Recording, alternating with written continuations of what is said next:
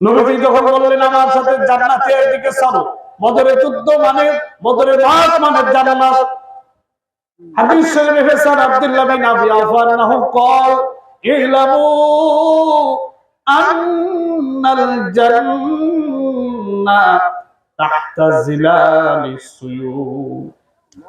নবীজি বলেছেন, আব্দুল্লাহ বিন আবি আওফা রাদিয়াল্লাহু তাআলা আনহু বর্ণনা করেছেন, ইলামু, দুনিয়াবাসী তোমরা জেনে রাখো, আন্নাল জান্নাতা, নিশ্চয়ই জান্নাত হলো, তাহতা জিলালিস সুয়ুর, তরবারির ছায়ার নিচে ঈমানদার তোমাদের জান্নাত।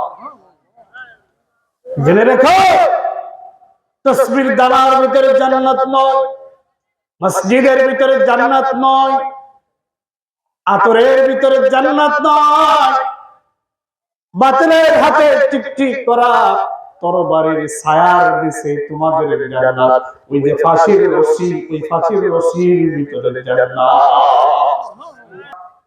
আমার ভাইরা,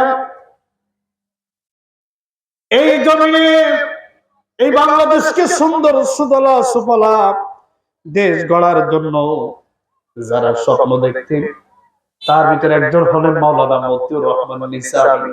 নাম শুনেছে? তার ফাঁসির মুহূর্তের গুলোর একটা অঙ্ক, একটা দৃশ্য তারা যারা ফাঁসি কার্যকর করেছিল তারা বলেছে, তাকে যখন ফাঁসির মঞ্চে যখন নিয়ে যাওয়া হলো, কালো কাপড় দিয়ে তার চোখটা বাঁধা ছিল। তিনি যারা ফাঁসির যারা জল্লাদ ছিল তাদের কাছে অনুরোধ করলেন, আমার একটু মুহূর্তের জন্য আমার এই চোখটা আপনি একটু খুলে দেন।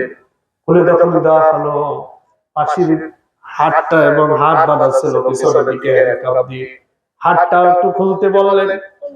হাতটা যখন খোলা হলো, চোখ দিয়ে তিনি ফাঁসির মঞ্চ রশিটাকে তিনি একটু ভালো করে একটু হাত বুলালেন এবং চুমু খেলে বললেন, আল্লাহ রাব্বুল আলামিন এর মাধ্যমে আমার জান্নাত রেখে দিয়েছে। ও ফাঁসির রশি, তোমাকে আমি ফাঁসির রশি হিসেবে দেখি না, তোমাকে আমি দেখি জান্নাতে যাওয়ার মালা। আমি দেখতে পাচ্ছি আমার রব আমার জন্য মালা নিয়ে, আমার জন্য ফুলের মালা নিয়ে রেডি করেছে। এই গলা পরা মাত্র আমি আমার মাওলার সাক্ষাৎ হয়ে যাবে। আনসারদেরকে প্রস্তুত করতেছিলেন, ও মদিনাবাসী, লড়াই হবে বদরের ময়দানে, তোমরা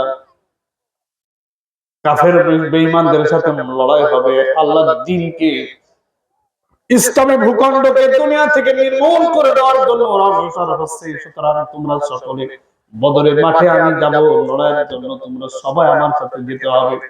আল্লাহর নবী তাদেরকে সারা তেমন একটা পাচ্ছেন না, তারা স্বতঃস্ফূর্তভাবে নবীকে কেউ সহযোগিতা করতেছেন না।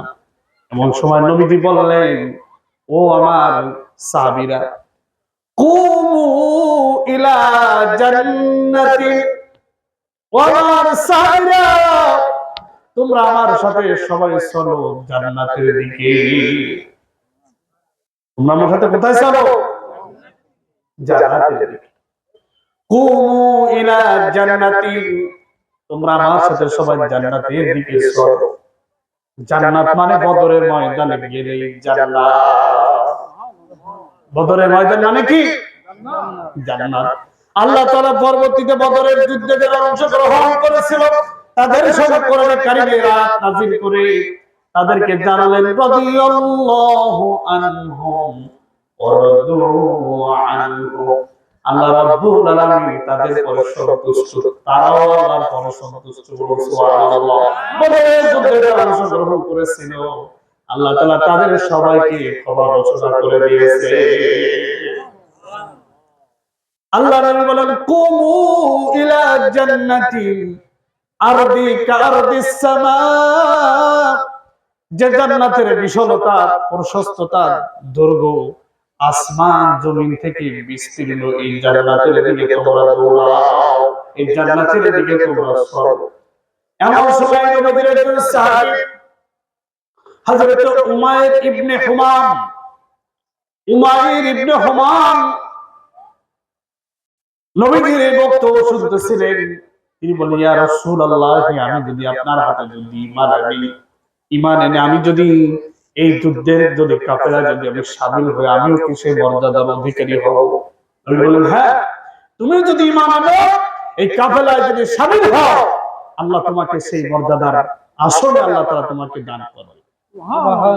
উমাইর ইবনে হুমাম তিনি ওয়াকানা ইয়াকুলুত তামার, তিনি নবীজির এই বক্তৃতা যখন শুনতেছিলেন আর তিনি বসে বসে তিনি খেজুর খাচ্ছিলেন, দাঁড়ায় দাঁড়ায় খেজুর খাচ্ছিলেন। আমরা অনেক সময় আছে না ওয়াজ শুনি আর বাদাম খাই, আছে না, আছে কিনা? নবীর সাহাবীরা নবীর বক্তব্য শুনতেছিল আর শুকনা খেজুর খাচ্ছিল দাঁড়ায় দাঁড়ায়। আমার ভাইয়েরা, যে কথা বলতেছিলাম, বদরের ময়দান মানে জান্নাত।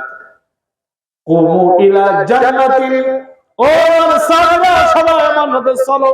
উমাইর ইবনে হুমাম বললেন, ওকানা ইয়াকুলু তামার, দাঁড়িয়ে দাঁড়িয়ে খেজুর খাচ্ছিলেন, মনে আছে তো? উমাইর ইবনে হুমাম খেজুর খাচ্ছিলেন এই মুহূর্তে, তিনি নবীজির বক্তব্য শুনতেছিলেন আর খেজুর খাচ্ছিলেন। তিনি যখন জান্নাতের এই বিশালতা, জান্নাতের নাজ নিয়ামতের বর্ণনা শুনলেন, উমাইর ইবনে হুমাম বলেন, তাহলে আমি যদি জান্নাতে যাই, আমার এই খেজুর যদি হাতের যে অংশে অবশিষ্ট খেজুর গুলো যদি আমি শেষ করতে যাই, তাহলে তো আমার জান্নাতে যেতে আমার লেট হয়ে যাবে, দেরি হয়ে যাবে। ফারানাতিহিন্না, হাতে যে খেজুর গুলো ছিল সব ছুঁড়ে মারলেন। ছুঁড়ে মেরে তিনি আল্লাহ নবীর হাতে ঈমান আনলেন, নবীর হাতে ঈমান আনলেন, নবীর দলে শামিল হলেন। উমাইর ইবনে হুমাম বদরের মাঠে 14 জন মুসলিম যোদ্ধা শহীদ হয়েছিলেন। 14 জনের একজন ছিলেন হযরত উমাইর ইবনে হুমাম। উমাইর ইবনে হুমামকে যখন নবীজি যখন শুহাদায়ে বদরের শহীদদেরকে যখন জানাজার জন্য নবীজি যখন সামনে হাজির করলেন, আল্লাহ নবী আঙ্গুলের ইশারা করে নবীর সামনে যখন উমাইরের লাশটা আনা হলো, একজন সাহাবী রাসূলুল্লাহকে বললেন, ইয়া রাসূলুল্লাহ, আপনার বক্তব্য শোনা পর্যন্ত সে শেষ করতে পারে না, খাওয়া হাতে নিয়ে খুরমাগুলো খেজুরগুলো শেষ করতে পারে না। এই সেই উমাইর ইবনে হুমামের লাশ কিছুক্ষণ আগে কালেমা পড়েছে এবং বদরের মাঠে শহীদ হয়েছে।